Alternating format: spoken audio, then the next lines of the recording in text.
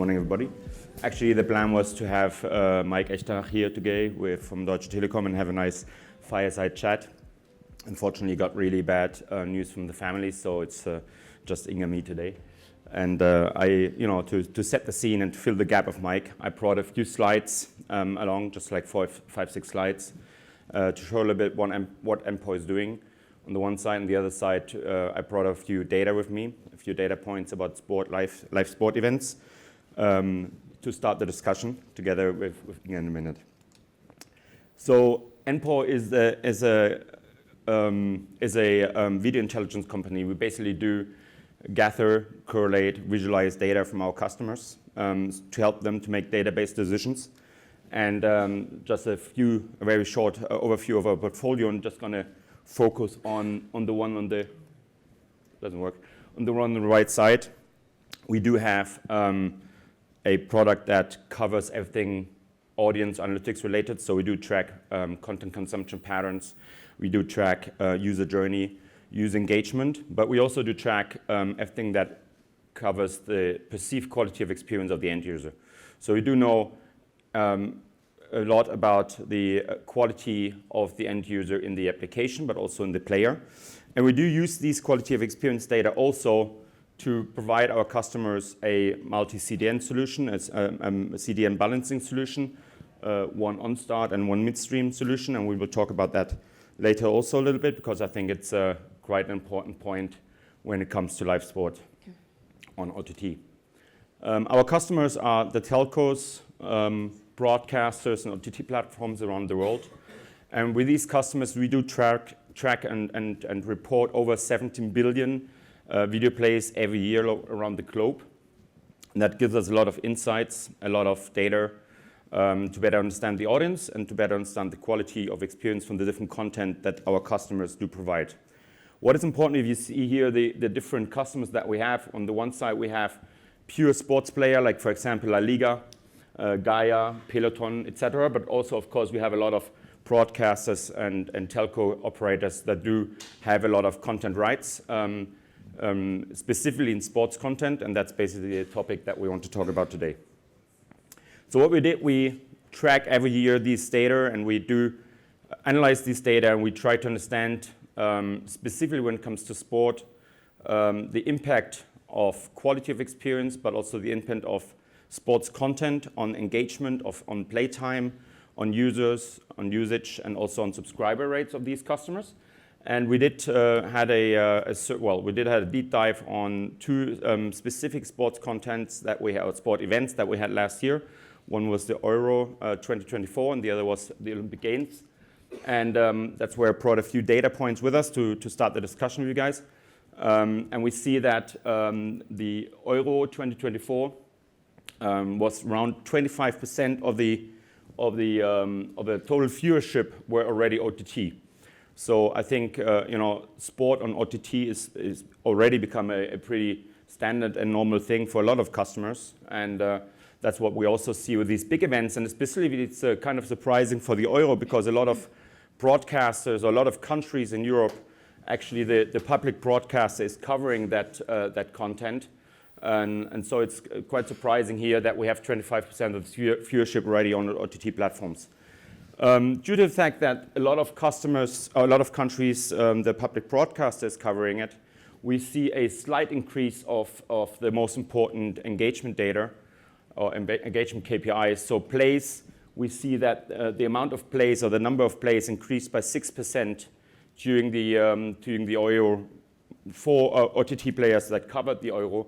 The play time, so the average, the duration of the usage of the content increased by 10%, and the subscriber base increased by 19%. Again, I will show you later that a lot of different sport contents, the increase is much higher than here.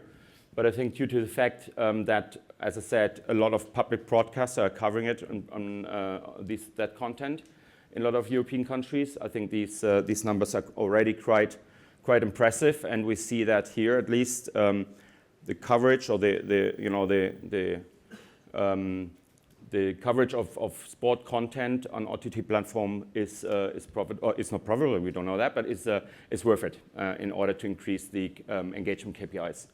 When we go to the device, we see that when it comes to live sport events, the big screen always wins the game. So here we see that set-top box and TVs had over 87% coverage. And we see that with basically all the sport events that the user really takes that time and really wants to see the live sport events in front of a big screen, as it is a big important event for them. Similar KPIs or similar increase of the KPIs we saw during the Summer Olympics in Paris. The playtime increased by 15.7%, the subscriber base increased by almost 17%. What was quite interesting actually was that we saw that the opening ceremony and the closing ceremony was not the best performing event or the best performing days. It was actually other days during the Olympic Games. So also there we saw an increase. But as mentioned before, when it comes to more exclusive content, when it comes to content like Wimbledon, like Champions League, Roland Garros, so when it comes to more exclusive contents, we see much higher increase of the engagement KPIs like plays, play time, and subscriber base. And we see that in different events by that sport content is able to really thrive and increase that engagement by 30 to 70% actually. So that was a short introduction to the topic, and now I welcome Inga to discuss a little bit about deeper the topic. Thank you. I don't need this. Oh, you don't need it. Hello, everyone. A great start to Connected TV, and happy to see also that actually sports have been on few already first presentations today. There are 6,000 OTT platforms globally, right? And pay TVs are going to into streaming and OTT platforms, global platforms, of course, as well, but not all of them are going to survive, but content is at the core of it. And happy to see your slides that not only trend, but also the data shows that it actually makes sense to invest in the sports, right? It's the most challenging content asset probably, and the most expensive one, but what would you say? Should OTT platforms invest in the sports? Well, at least it has the power to really increase the engagement. But of course, that's only one side of the medal. Then the second challenge is really to convert these users and permanent subscribers or permanent users of your platform. We know from other content that customers are not very loyal to their platforms, and they churn after they finish the episode or all the episodes of one series or one show. And that's most likely could be the case as well from these one-time sport events, right? So I think it's very important that you manage the increased subscriber base that you have in terms of cross-selling, upselling to other contents, and that you manage to keep them engaged with other content besides of the sport content, right? That's one side, and then the other side, of course, is they're very, very expensive, these content rights. So you need to ensure that the experience of the customer is also a very good one. So you need to ensure that you have the quality of experience fixed and managed, and that you need to be aware that you need to invest a lot of money also, not only in the content rights, but also in the quality of experience and the tech stack of the platforms. Exactly. To someone who has spent over 20 years on a telco side, but business, and more having a background in a content acquisition side and customer retention, explain me why in 2025 still there are so many issues, actually technical issues with sports live coverage. So what are the main top reasons for sports stream still to be failing? I don't know if there are so many failures, but I think the top three things that you need to think of or need to manage for sure when it comes to sport live content is latency, right? I mean, latency is a very important topic when it comes to live sport, and we could easily fill 20 minutes to discuss if it's worth to decrease the latency or not, if it's such a painful thing as some people think, some others don't think. But for sure, latency is something that is quite difficult to manage, has a lot of input factors, a lot of things to consider if you want to decrease the latency. If you look at the protocols, for example, one of the major topics that have an impact on the latency, HTTP was not created for live streaming. It was focusing on high quality, on a high reliability of the content delivery. HLS also, even if it was specifically created for live streaming, also has a focus on reliability and quality. So I think that's something where you need to have a focus on and really need to manage the different input factors. And they do have sometimes, well, not sometimes, they do have a lot of dependencies between each other. So that's a very challenging topic, right? Then another very important topic is, of course, the buffer ratio, right? I mean, everybody from us knows the situation where a striker is just about to shoot a goal and then the buffer wheel takes off and you don't know if he actually missed the goal or shot the goal. For sure, more painful thing, and that if you look at the video platforms, they often manage or decrease the buffer ratio by increasing the join time a little bit at the beginning. With live sport content, that's not possible, right? Because that would lead to latency again, and so there's a trade-off again that you need to manage. And then, of course, the outages. I mean, that's a big thing. I mean, a lot of our customers manage like million possibilities, hardware software combinations, and each of these hardware software combination has potential to fail and has a handover point that you need to manage. And therefore, it's a challenging topic that can lead to a lot of errors and a lot of complaints by the customers. And in terms of the spikes in the traffic, so I remember like watching with excitement when, of course, like during the live sports, you have the numbers of the customers increasing, but at the same time, completely terrified, right? So you can go from 20,000 to million connections within seconds. So how would you advise the telco operators or OTT platforms to prepare for that? Well, I think first of all, if I look at our customers, they all managing that pretty well. They're all aware of these challenges. We have preparation meetings with all our customers whenever it comes to big events. They know how to scale their platform. They know how to manage their platform. They know how to work on the different topics. I think very important is that you have a good understanding of the different factors that you need to manage on the one side, and the other side that you do control, analyze, and monitor them during the live event constantly in real time, so that you can react fast and can mitigate issues when they occur. Because one thing is clear: these incredible peaks that you have during live sports, starting in the login process, but also in the parallel consumption of streams, is not something that you can predict, right? So it's we're still quite young in the sport OTT platform industry, so it's something where you need to ensure that you do your homework in order to get prepared, but you need to be flexible and able to react very fast during the show as such.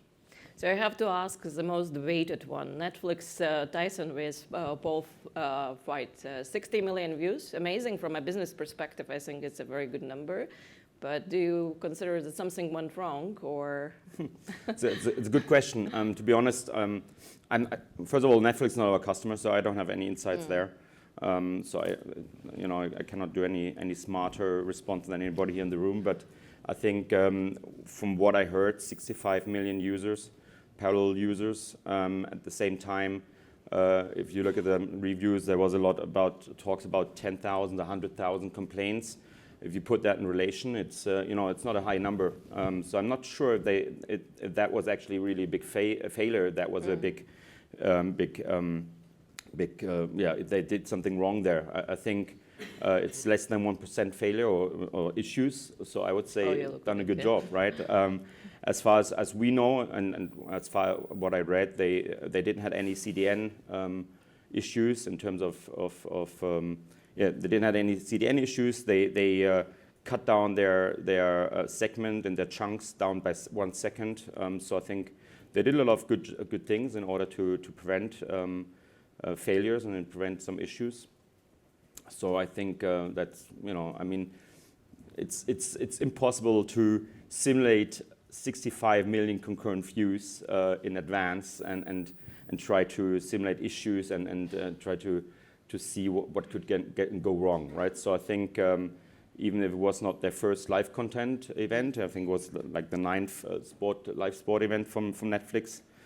if, something can go wrong all the time. And I think what is important again is that they really are monitoring close the data and to ensure that they can mitigate something if something goes wrong fast. And you mentioned the multi-CDN. So can you elaborate a little bit more? What should be taking into account when speaking about not only sports actually live, right?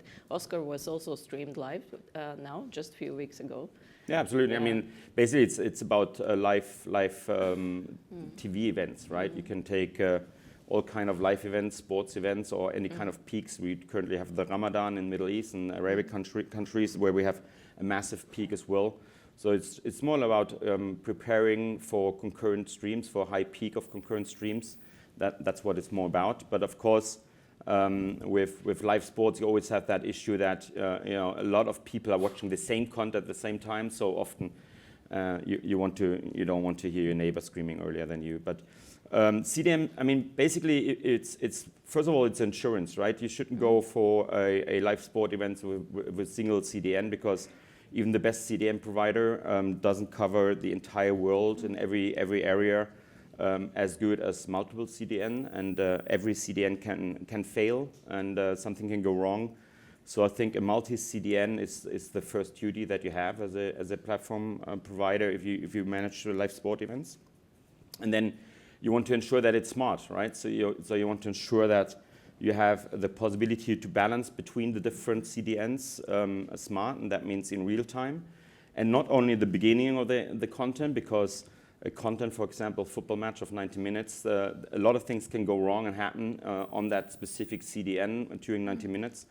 So you need to ensure that you have an in-stream active switching tool, that you really manage the stream or the entire match and ensure for the entire match that in every second the content is delivered by the best performing CDN for that one very specific user in that very specific moment, in that very specific device, for that very specific content, etc. So you really want to ensure that you have that possibility to always have the best quality and always ensure that you will not have an outage, right? I mean, we all heard about outages of big CDN provider in the past. I remember a big outage in 2021, I think in Italy. So we always have that issue, and you should be prepared for that. They warned us that the time will be running really fast, but to wrap it up, so 3 questions. What sports streamers should stop doing? Well, they shouldn't go with a single CDN solution. Great. What they should start doing? Going with a smart multi-CDN solution. Okay. And looking in the future, so is a sports streaming bright and really will be secure, or it's going to crash? I think it's very bright. I think it's here to stay. I think it will become the new normal. Interactive solutions will pop up as well. So I think the OTT's sport streaming has much more advantages than we see now. And I'm pretty sure that we get a lot of innovations regarding latency, a lot of innovations regarding the CDN topic, a lot of innovations regarding all the technical issues that we might have. And comparing or accompanying that by a lot of new features and functions and convenience products for increasing and leveraging the experience of the end user will become the new standard. So I think the future is very bright, I would say. Great. Okay. On this note, thank you very much, Phil.